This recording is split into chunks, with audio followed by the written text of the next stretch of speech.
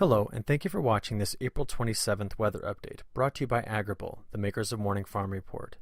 My name is Eric Snodgrass, and I'm a senior atmospheric scientist and co-founder of Agrible.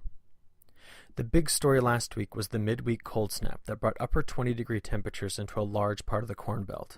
As May approaches, the probability of a spring freeze decreases dramatically for much of the Corn Belt. Shown here are the dates of which there is only a 10% probability of a spring freeze across Illinois. Only in the northern regions of Indiana, Illinois, and Iowa, and most spring regions in Wisconsin and Minnesota, have a greater than 10% probability of having a late spring freeze once May 1st arrives. Before we look at the forecast for this week, let's take a look at the USDA's report on the corn crop planting progress. These numbers will be updated on Monday afternoon, but as of last week, planting was behind in nearly all states that grow large amounts of corn. The chart shown here highlights the planting status of the top 18 corn-producing states. Again, these data will be updated after Monday, but several states, with just a few exceptions, are currently behind with planting when compared to the 2010 to 2014 average. Much of this can be blamed on the abundance of rain in the southern parts of the Corn Belt and the colder temperatures in the north. Given the waning statistical probability of a late freeze, many producers are looking forward to planting this week and next.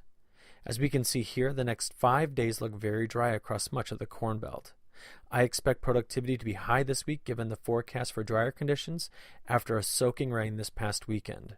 Looking elsewhere, drought relief is on its way to the Texas and Oklahoma panhandles, but very little precipitation is expected in California, Nevada, or Oregon, where it is desperately needed. Drought in those states has expanded significantly over the last 2 weeks. On the other side of things, the Southeast needs to prepare for another round of wet weather Monday through Wednesday, with the potential for severe thunderstorms in this area as well.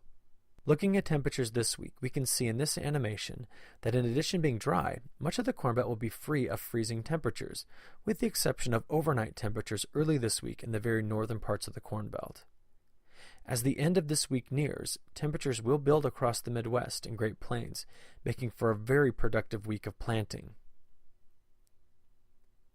Here's a look at the precipitation and temperature forecast for next weekend and the start of May.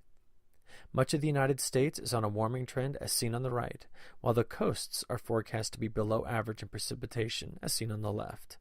We will be watching closely the timing of the next big precipitation system as it moves across the Midwest several days from now. To close this video update, I want to offer some insight into regions of the Corn Belt and Soybean Belt that are experiencing some stress this year.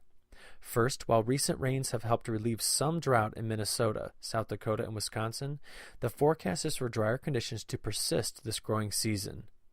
Adding to this are the delays in planting progress and near-freezing overnight temperatures forecast early this week. Planting delays in Kentucky, Tennessee, Missouri, and southern parts of Illinois, Indiana, and Ohio are a consequence of very wet soil conditions.